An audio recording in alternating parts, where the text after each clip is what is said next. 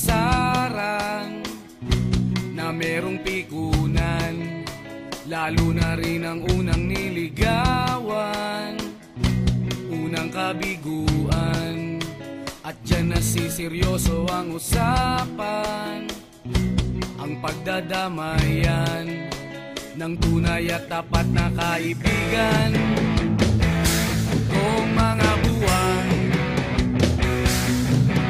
kaibigan namang maaasahan.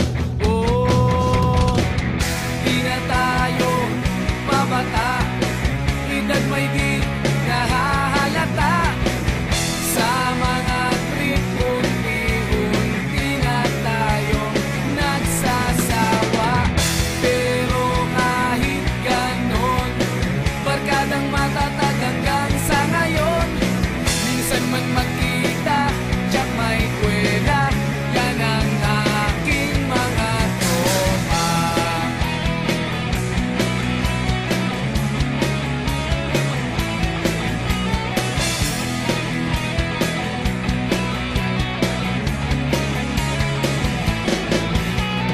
Inuman na pang magdamagan, minsan inaabot pa ng ayaan, na kung saan-saan, na para bang walang kinabukasan at kahantungan.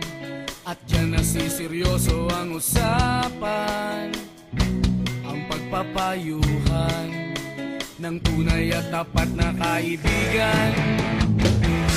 Kung mga baliw, kaibigan namang